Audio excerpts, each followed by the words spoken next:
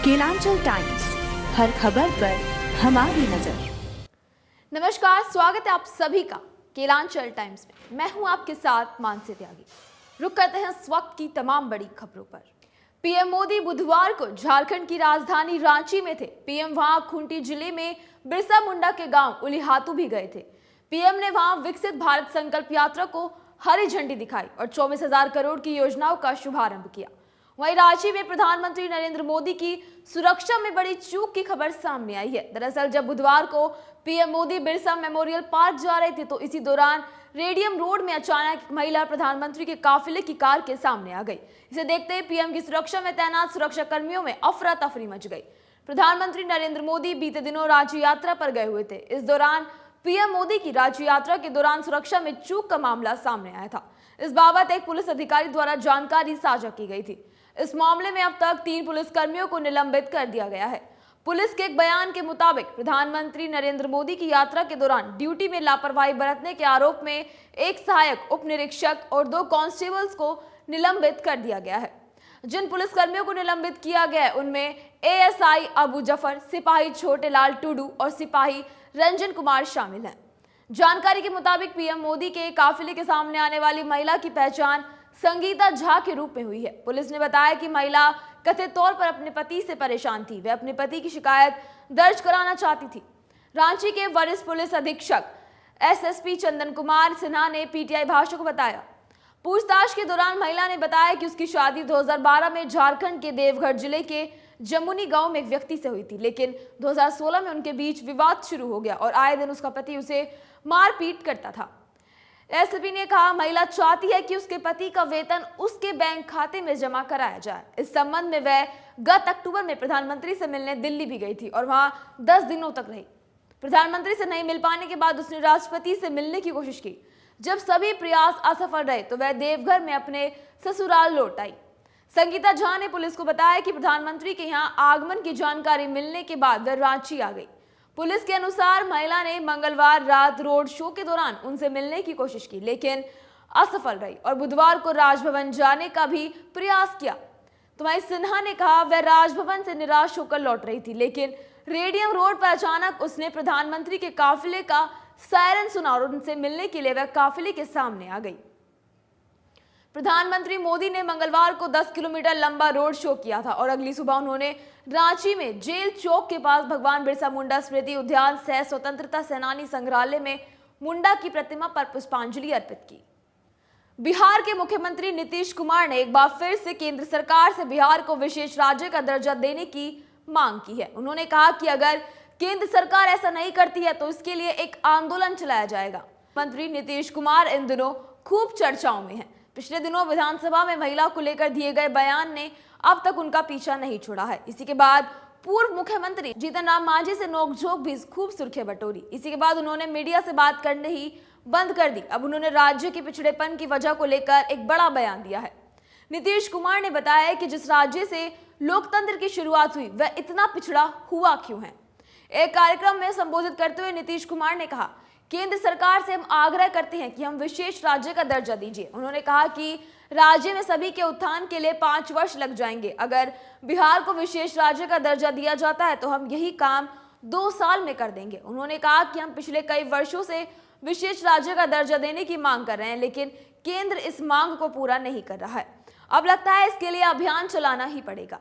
उन्होंने आगे कहा कि बिहार दुनिया में बहुत आगे था, अब केंद्र बिहार को विशेष राज्य का दर्जा दे जिससे यह फिर आगे बढ़ सके। वहीं इससे प्रशांत किशोर ने कहा कि कुछ दिन पहले देखा होगा कि महाज्ञानी उप मुख्यमंत्री ने कहा कि जीडीपी तो सबसे ज्यादा बिहार की है। उनको यह समझ ही नहीं है कि जीडीपी है क्या। पीके ने कहा कि तेजस्वी यादव की पहचान क्या है, वो 9वीं फेल आदमी है। बिना कागज देखे हुए तेजस्वी यदि जीडीपी की परिभाषा बता दे तो हम ये काम छोड़कर तेजस्वी यादव का झंडा ले लेंगे। प्रशांत किशोर ने चुनौती देते हुए कहा कि तेजस्वी यादव अगर बिना कागज देखे जीडीपी का फुल फॉर्म लिख दे तो हम मान जाएंगे। जीडीपी के मामले में बिहार देश के सबसे पिछले पायदान 28वें नंबर पर है। पर उप मुख्यमंत्री कैमरे पर कह रहे हैं देश में सबसे ज्यादा जीडीपी तो हम लोगों का है। तेजस्वी यादव की बस यही पहचान है कि वे लालू प्रसाद के पुत्र हैं। प्रधानमंत्री नरेंद्र मोदी 14 और 15 नवंबर को झारखंड के दौरे पर थे। इस दौरान झारखंड के सीएम हेमंत सोरेन, स्काई की तरह उनके साथ रहे। 14 नवंबर की रात रांची में पीएम मोदी के रोड शो को छोड़ दे तो उनके सभी कार्यक्रमों में हेमंत सोरेन न सिर्फ उपस्थित रहे बल्कि वह बेहद गर्मजोशी के साथ मेजबानी अगवानी में जुड़े रहे। इस 2 दिवसीय दौरे में पीएम मोदी और सीएम सोरेन के बीच जिस तरह की केमिस्ट्री दिखी, सियासत के गलियारे में उसके निहितार्थ तलाशे जा रहे हैं। प्रधानमंत्री का यह सरकारी दौरा था और इस लिहाज से उनके कार्यक्रमों में सीएम हेमंत सोरेन की मौजूदगी बेशक प्रोटोकॉल का हिस्सा है, लेकिन दोनों ने एक दूसरे के प्रति जिस तरह सदाशय भाव भंगिमाएं प्रदर्शित की, उससे संबंधित तस्वीरें झारखंड में चर्चा का विषय बन गई हैं। हेमंत सोरेन और सीएमओ ने पीएम के दौरान उनके स्वागत, अभिनंदन और आग्रह को लेकर सोशल मीडिया एक्स पर कुल 7 ट्वीट किए। सियासी हलकों में चर्चा है कि हाल के दिनों में मुख्यमंत्री हेमंत सोरेन प्रधानमंत्री मोदी के साथ रिश्ते सुधारने की कोशिश में लगे हैं। प्रधानमंत्री नरेंद्र मोदी 14 नवंबर की रात करीब 9:30 बजे विशेष विमान से रांची के बिरसा मुंडा एयरपोर्ट पर पहुंचे। उनके आगमन से करीब 1 घंटे पहले मुख्यमंत्री हेमंत सोरेन उनकी अगवानी को एयरपोर्ट पर पहले ही पहुंचे थे।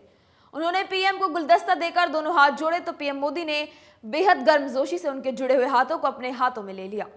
15 नवंबर की सुबह राजभवन में पीएम मोदी की मौजूदगी में युद्धक विमान मिग-21 का अधिष्ठापन का कार्यक्रम था।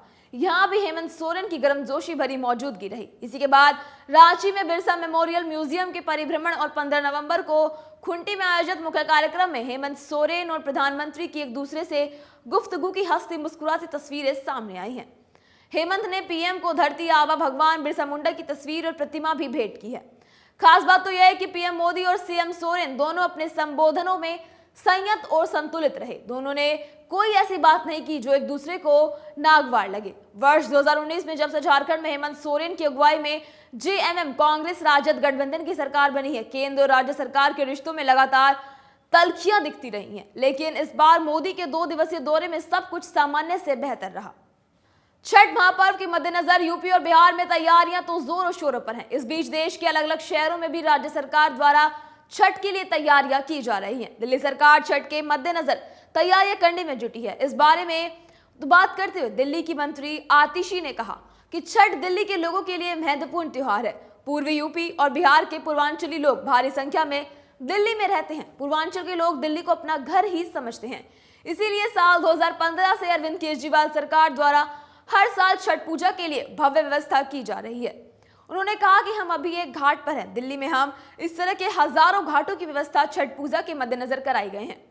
एक सवाल के जवाब में उन्होंने कहा कि जब दिल्ली में कांग्रेस या भाजपा की सरकारें थी तो मुझे नहीं लगता कि यहाँ 1000 छठ के घाट बनाए गए थे। उस दौरान पूरी दिल्ली में छठ पूजा के लिए 100 घाटों को ही व्यवस्था की जाती थी। आज पूरी दिल्ली में 1000 से अधिक छठ घाट बनाए गए हैं। ये काम अरविंद केजरीवाल की सरकार ने किया है। मैं कांग्रेस और भाजपा सरकार से पूछना चाहती हूं कि आप अपने शासन वाले राज्यों में छठ की व्यवस्था के लिए क्या करते हैं।